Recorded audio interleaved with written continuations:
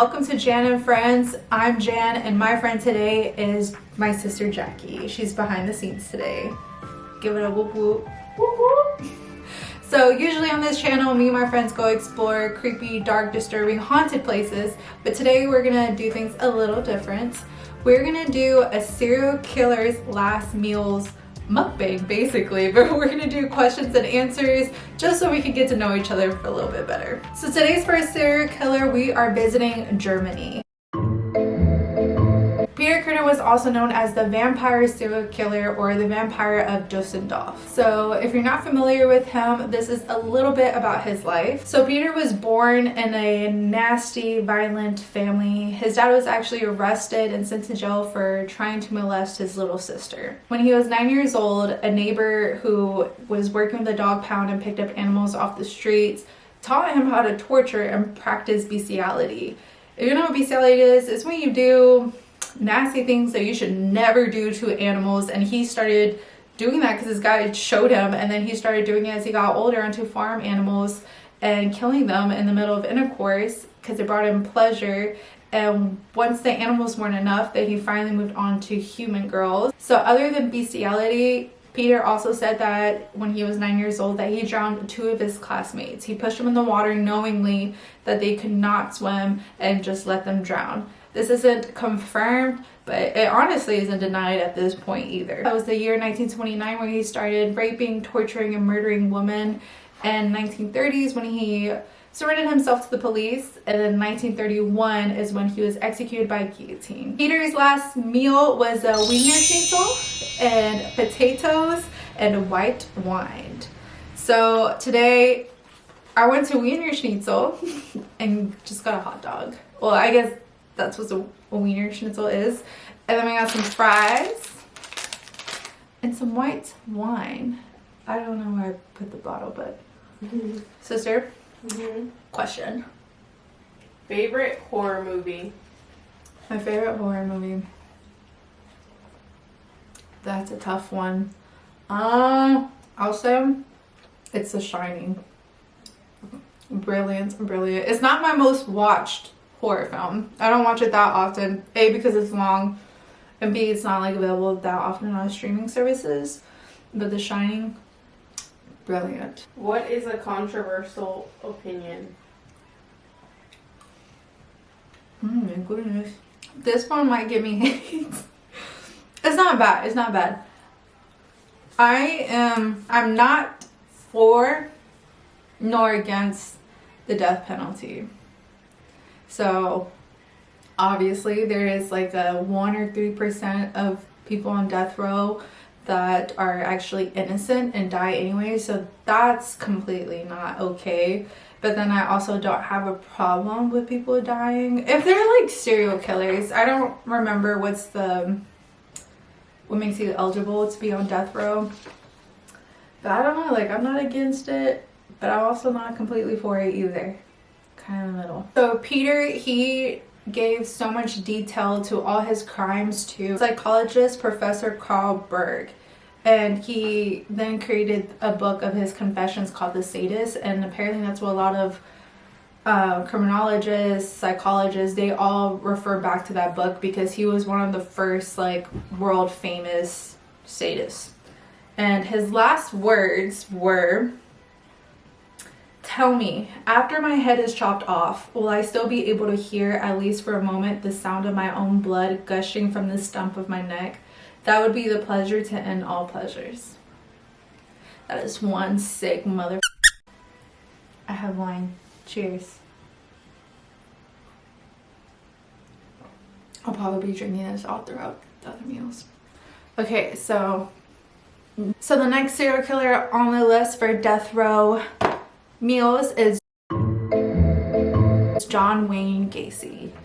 Everyone has heard of John Wayne Gacy, but just in case you haven't, John Wayne Gacy is a guy who dressed up as Pogo the Clown. John Gacy is from Chicago, Illinois, and he was raping, torturing, murdering young men in the 1970s. There's a great Netflix documentary. I mentioned this more than once before on my channel, but it's on Netflix and it gives you all the details, all the visuals, not like the bad visuals, just like his house and stuff. about this guy and how red flags were very early on, but this guy seemed to be like a normal guy. Of course, they're always normal. He would pick up sex workers, or he would have these guys work for him under his businesses and just take advantage of them. And 33, and then he buried them under his house too. So that was really gross.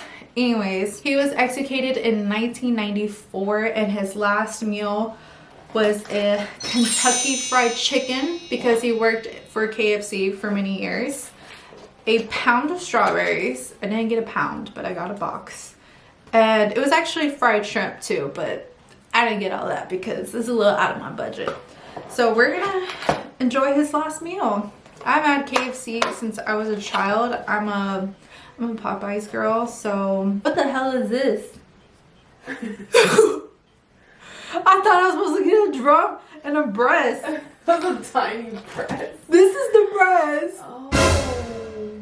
What the hell is this? Do you usually have a cleansing routine before and after you talk about these dark topics / people? So I usually have a cleansing routine before I talk about this stuff. No. Not when I talk about like the cult collectibles or serial killers. I don't know. I kind of believe you give power to things if you believe in it hard enough or if you want to. So like for example, cult collectibles, I have that stuff in my house and I've never noticed anything going on in my house, any negative energy, feeling, or personality change. They're just items to me. I'm not gonna feed in and make them think like there's something else. I will say for haunted houses though, or for haunted places in general, before I go at night, I do pray. For some selfish reasons, I pray for just the right amount of content, just the right amount of experience. But I'm like, please God, don't let me like get too spooked where I'm traumatized and I don't ever want to do this again, because I genuinely enjoy it. But afterwards, I kind of just do a prayer again. A lot of people like to do sage. I have sage. I've never felt the need for it. I've never left a place feeling so scared or feeling like there is evil or negative energy, at least not yet. Hopefully that doesn't really happen. But no, and I have like my family and my mom always prays for me with oil and all that stuff. So I feel like I'm covered. Before we leave any haunted place, we also say out loud, like, you are not allowed to come with me. You're not allowed to attach yourself to me. You must stay here and you must leave me alone. And then kind of leave it like that. So that's pretty much it. How do y'all like to eat your chicken? I like to eat it with honey and hot sauce because I'm a southern girl. Do you believe in nature or nurture causes people to become serial killers? I think a lot of serial killers are created. Some may be born that way because it is like an actual brain thing when you're a psychopath.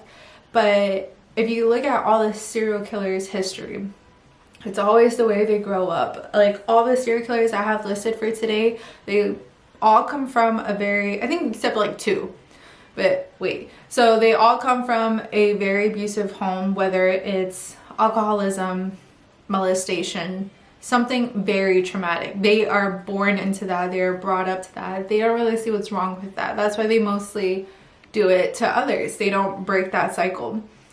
Two, another traumatic thing that's also seen a lot in serial killers, especially in the 70s and the 80s, the military. All of them mostly come from the military, especially like Vietnam, where they actually were out there and God knows what has happened to them, what they've seen, what they've done. So I think a lot of it is they were created that way, because it's usually like right when they come back, like a year or two later, then they're doing all these killings.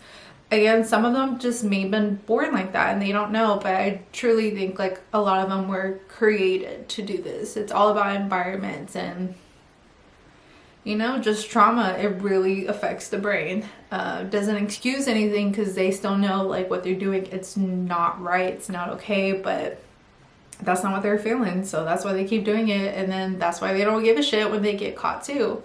So Who is your favorite serial killer? I would like to rephrase that question. We don't have favorite serial killers. It's not an option. They're not anyone we should be praising or idolizing. What does Bailey say? Get better idols or some shit like that? Get better idols. Oh, I didn't watch these. These are delicious though. It helped my immune system. I would say the one that I'm like more interested in is probably Richard Ramirez, because he actually scares me. Like, I think when a person you don't even know actually scares you, and just like his whole story and the concept of like the Night Stalker boogeyman. Again, Netflix has a really good coverage about this. I would say he's the one I know most about, and the one that can talk most about to you, and the one I'm more interested in, because he's just terrifying and he didn't have like a type, if you would say. So that would be one. Okay, next question. What got you into the paranormal? What got me into the paranormal? I would say I grew up in a church, so spirituality, spirits, energies, that's always been a part of me, in my family, in my life. Ever since I was a baby, I was born into it. So when I got older, you know, all I knew about was how bad energy, bad things were so bad, and good energies and good spirits and all that were so good. Like, it was just very black and white. And then I got older and I started getting more curious about the bad stuff, and realized maybe there's a little bit more of a gray area, or maybe there's an area that none of us really know the answers about. We're just guesstimating here, and, you know, protecting your energy as well. So I would say when I was in high school is when I started watching Ghost Adventures. Ghost Adventures, huge influence. I feel like it's a major influence for most ghost hunters. And I just was like, dang, like, I always wanted to do that, or like go explore, experience that. Like, that must be crazy. It's so hard to believe that that's actually real.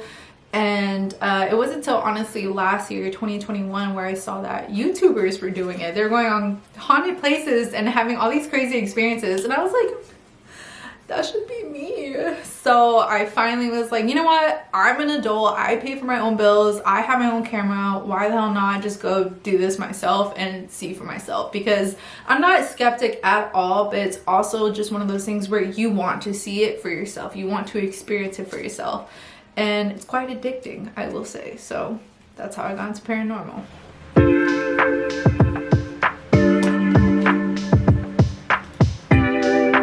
And John Wayne Gacy's last words were, "Kiss my ass." What a Chicago man. Okay, so for our next sicko, we have William Bonan, the freeway killer. William was raping, torturing, murdering young men and boys all over Southern California. This was all happening between 1979 and 1980, and weirdly enough, William was not working alone. He had 4 accomplices. One of the accomplices was caught, and he confessed everything to the police and said that he was just watching the murders. He wasn't really part of it.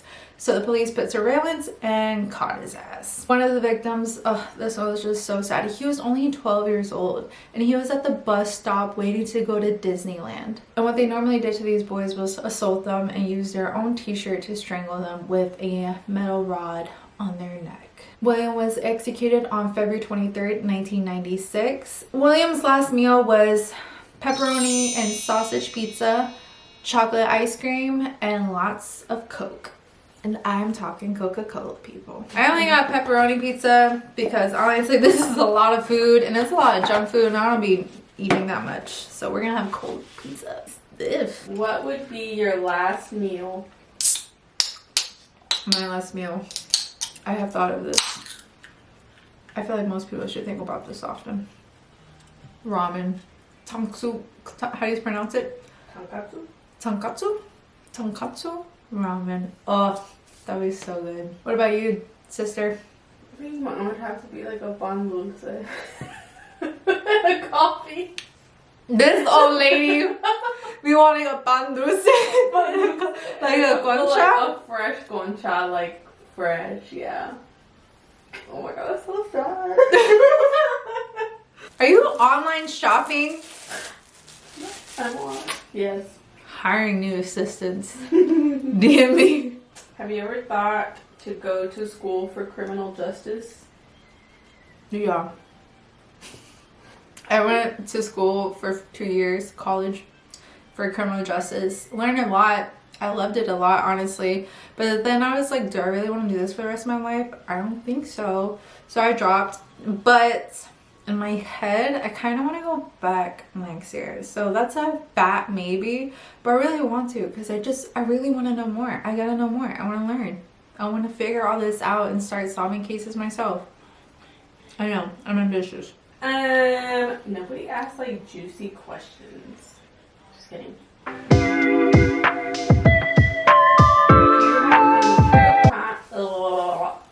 Reverse. Do you have any true crime / paranormal podcast recs? I don't have paranormal. My favorite podcast to listen to is the true crime one, of course. It's Red Handed. They are two awesome women from the UK. I love how they explain cases, and you can tell they do all their research, and then they have like their own opinions and a funny bit, but it's not too much of them talking about like irrelevant things, because that's what I don't like about podcasts. Like sometimes they get so like into their own heads. I don't know, but they kind of just get to the point, add their opinion, and then you move on, and they tell it so good. I would say I've listened to a few of the Mile Higher Club, and they have a few paranormal ones on there. They're pretty cool. I guess the thing I don't like about them is because I'm a late fan, and so I did not like grow up with them, and they talk a lot. Like I think the first 30 to 40 minutes is them just talking about like their week or something. So not a fan of that, but I like some of their episodes. Do you think TV and videos make kids violent? No. I would say maybe there's like some game. I don't know if y'all know what I'm talking about, but there are some games where it's just straight up torturing something. That I don't think is okay, because why are you having fun doing that? But TV and all that, no, that's not gonna make you violent. No. All right, William's last words. I would suggest that when a person has a thought of doing anything serious against the law, that before they did that, they should go to a quiet place and think about it seriously. That's actually not bad advice. So maybe if you take something away from this video, take that advice with you. All right, we have another serial killer in our hands, but he did it at once. Who is this guy? Timothy McVeigh, the Oklahoma City bomber. He hated the government. Again, he used to work for the military, and then he was a security guard, and he said, I have enough of the government. I hate them so much. I want to do something evil. So what did he do? He created his own bomb, put it near the federal building, and poof, everything exploded, and it looked like a war just freaking happened. April 19th, 1995 is when he decided to do this, and he took 168 souls with him, and hundreds of other people were injured from this. So yeah, you're gonna kill the government in a terrorist attack all at once. Yeah, you're gonna die. So on June 11th, 2001 in Indiana, he was executed by lethal injection, and his last meal was mint chocolate chip ice cream. That's it. That's all he wanted. I wonder why. I mean, obviously it must have been his favorite, but like, I'm not much of a sweets person, so I don't think I've ever had mint chocolate chip ice cream. Cool. Tastes like the Olive Garden mints that they give you. Was there a movie that you were scared of growing up? That Labyrinth one. Was it Pan's Labyrinth? Yeah, I was scared of that too. I was scared of that one. I don't know if I was like genuinely scared from like a movie particular where you know you wake up like crying and screaming. I don't think there was a movie, but I remember Pan's Labyrinth freaked me out. People always ask me if I'm scared to do haunted stuff, like if I'm scared I'm gonna get an attachment or something. Oh, that was a question. No, not scared if I get an attachment. Honestly, I think I just, like I said, you give power to what you believe, and I don't give any of this stuff power to believe that something's bad's gonna happen to me. But like, maybe my logic doesn't even make sense to you, but it makes sense to me. But I feel like if I were to have an attachment or something, I know a group of people that can help me, you know, and pray it away. I don't know, they can help me. I don't think that's like Pray it away.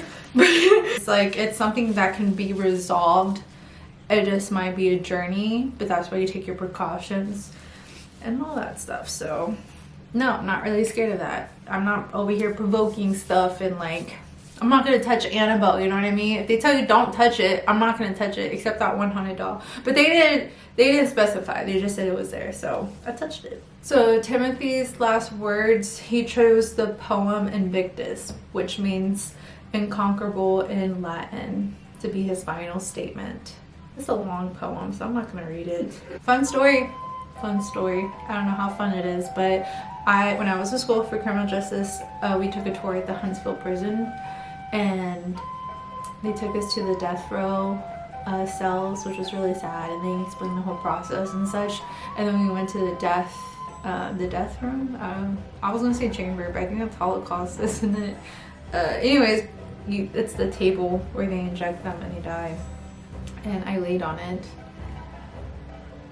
Okay, so for our last person, we have serial killer Eileen Wuornos. Man, maybe this is another controversial opinion, but I feel bad for this woman. Again, she was born into an alcoholic family, and her dad molested her, kicked out. Like, she just went through the worst of the worst. She grew up, became a sex worker, and then she started killing these men for their money and selling them, and she was just all types of messed up in the head, honestly, because of how traumatic her life was. She killed 7 men, and they were pretty much just like the truck drivers and such who were picking her up. And yeah, in prison she claimed to have found God, and she was feeling really remorseful and regretful.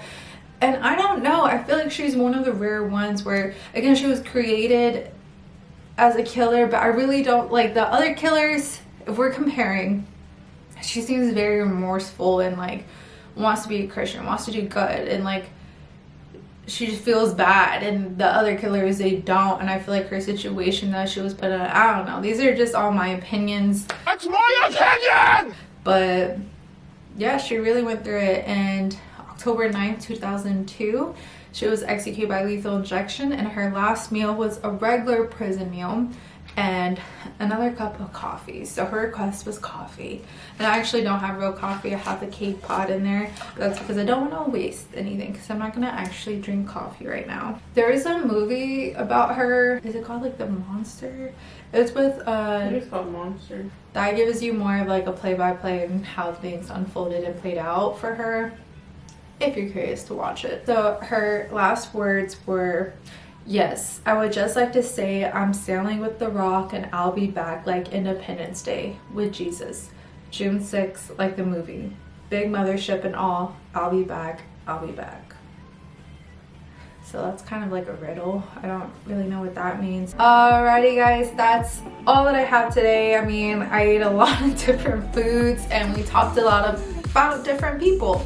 Not so nice people, but it was great to get to know each other a little bit more. If you have more questions, feel free to send them to me. If you enjoyed this video at all, please go down there and spank that like button. The buttons tell me what you want from me and what I will give to you down at the bayou. Subscribe to this channel because yes, we are going on more haunted adventures, and we'll be doing more creepy things here. So join us next time. Bye guys.